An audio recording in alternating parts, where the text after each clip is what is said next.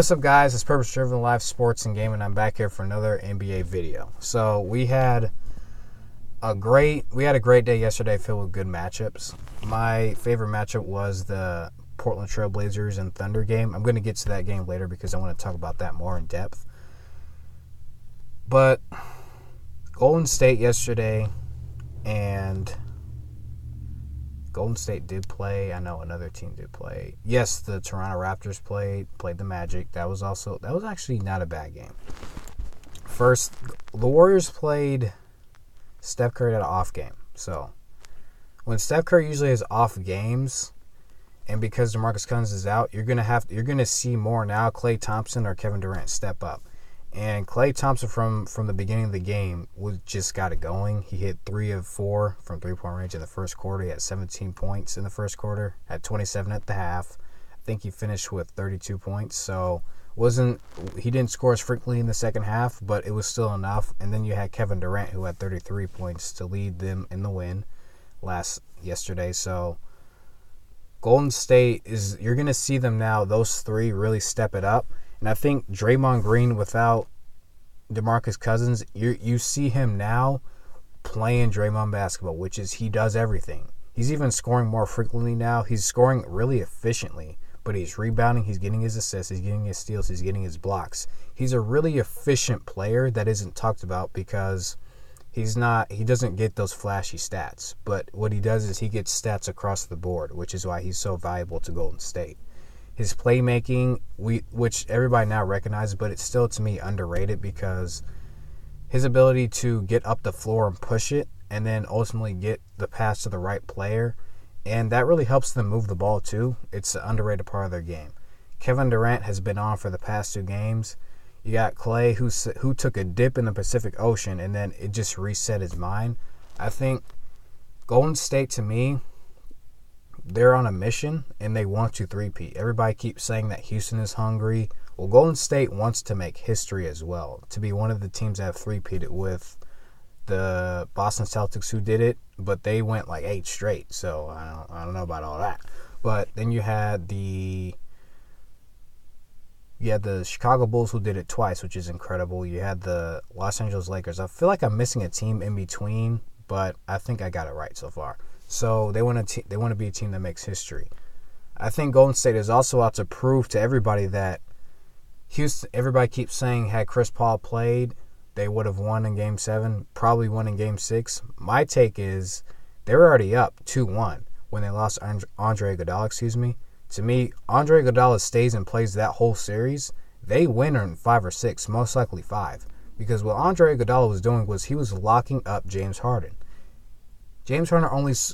It's documented that James Harden only scores 26 points, unless that's on Klay. He scores only 17 points per 100 possessions that Andre Iguodala guards James Harden.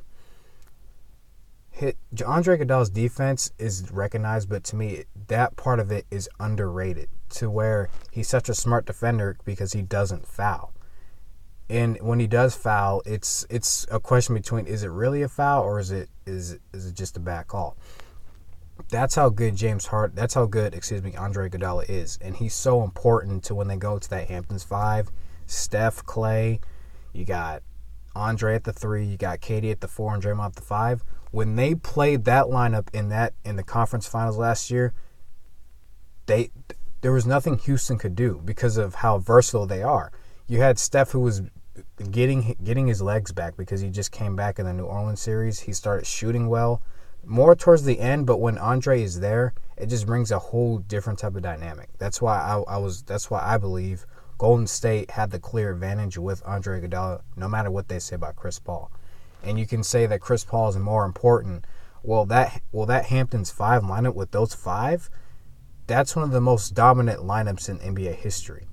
You can go to the stats. That's how dominant it is. So, to me, having Andre Iguodala healthy going into the next series, he's playing very well right now. He's scoring. He's stuffing the stat sheet like Draymond Green in a certain type of way. You got Andrew Bogut protecting the rim, getting rebounds, getting blocks. Having Andrew Bogut, to me, is to a certain point right now more important than DeMarcus Cousins, because even though DeMarcus Cousins is so dominant he dominates Clint Capella and if they potentially face later Nikola Jokic, who I think the Nuggets are going to get beaten by Portland. But Portland's on a roll right now. DeMarcus Cousins dominates, but Andrew Bogut is such a great defensive anchor that right now their defense is flowing. And to me, that's going to be great against Houston. So, but Golden State does play Wednesday night to close out in Oakland. I think they will close out in Oakland. So we'll talk about that when the matchup comes. But Golden State played a great game. They were down in the third quarter. They rallied and they won the game 113-105. Now, the Magic and Raptors series, it just comes down to this. The Magic, since game one, have not been able to hit perimeter shots consistently. Once again, they shot below 30% from three, which is why, to me, they're about to get closed out in Toronto for game 5. Kawhi Leonard has been dominant in this series, not just with his scoring, with his defense, his rebounding.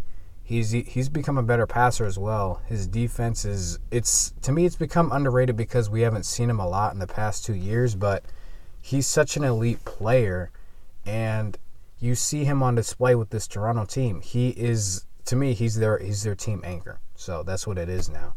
They've hit perimeter shots now. Kawhi Leonard's playing well. He's playing up to par. He's playing his game, and to me, he looks like he's very comfortable doing what he's doing. If I'm going to say this before I move on to the Blazers, that the Magic, to me, to retool, is they have to get players who can shoot, because this team has been one of the best comeback stories when they won only 28 games last year, won 42 this year. They came into the playoffs hot, but they ran into a good defense and they just couldn't knock down perimeter shots. They have to address that perimeter shooting issue if they want to actually make this team, if they want to keep this development going for the next few years. Now, to my part that I want to talk about so much is Blazers, Thunder. My stepdad told me, then I heard what Charles Barkley said about Russell Westbrook, is that he's competing with Damian Lillard, but Damian Lillard is not competing with him. Damian Lillard is going about the business of, and he said in game 4 at the post-game press conference, was that we're not going to worry about all the trash talk and all the beef. We're going to worry about ourselves. This is what he was talking about the Blazers. He said we're not going to worry about the free throw shooting. We're not going to worry about the refs. We're not going to worry about them. We're going to play our game, and we're going to go on and win. And they won. Time and time again in this series, Damian Lillard has proven that, to me, he's a better player than Russell Westbrook. He's a better shooter. And to me, even though he doesn't have as many assists, to me, he does a better job of creating for his teammates, because he doesn't have to always get the assist to be that guy who's a good playmaker. Russell Westbrook shot 5 of 21 from the field. He shot 2 of 7 from 3. He shot 24% from the field. That's not going to get it done. And now all I hear is these talk shows talking about, can Russell Westbrook win, period? Can he win with another superstar? Russell Westbrook's got to revamp his shot this summer if that's going to happen. He's got to go into the offseason. Not only I know he's a guy who really works on his athleticism and staying healthy, staying young with his springs, because he's a great athlete. He has to work on his jump shot. It's as simple as that. If he wants to make a splash in the playoffs, he's about to lose 3 years in a row in the first round.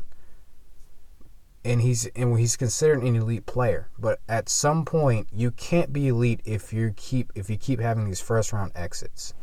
I'm at the point right now where I agree with Stephen A. Smith when he says that Damian Lillard deserves to be a first team All-NBA player. I think, to me, he has surpassed Stephen Curry, even though I wouldn't be surprised if Steph Curry did win, because Steph Curry has been dominant this year. But Damian Lillard, to me, deserves that nod as well. He's been dominant with having to do less and being able to produce at the same time. Even though Steph Curry does produce more to me, and he does take his team to the next level, even though Kevin Durant does help do that too. But Damian Lillard is on another level. His calmness and control in any situation, to me, has really instilled confidence in the Blazers. CJ McCollum has just been also incredible. He's averaging, I think, over 25 to go along with Damian Lillard. Those two have just been killing Russell Westbrook and Paul George. And even though Paul George had another 32, he's not shooting well from the three-point line. Both his shoulders are messed up, as we all know. And if you're just getting all your points mainly from the free throw line, while that does help your team, if you're not being able to shoot well from percentage-wise from three, and you're not getting as many shots up, I guess we're going to have to say goodbye in the first round. Excuse me, sorry about that. But it comes down to the Blazers have just been more calm and composed.